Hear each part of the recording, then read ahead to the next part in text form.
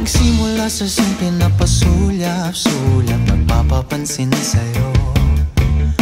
Umabot sa palitan ng mga mensahe, kilig na kilig ako. Kumusta, kain na, hello, magandang umaga. Ingat ka, pahinga, huwag kang masyadong magpupuyat pa. Naramdaman ng puso na dahan-dahan akong nahuhulog sa'yo.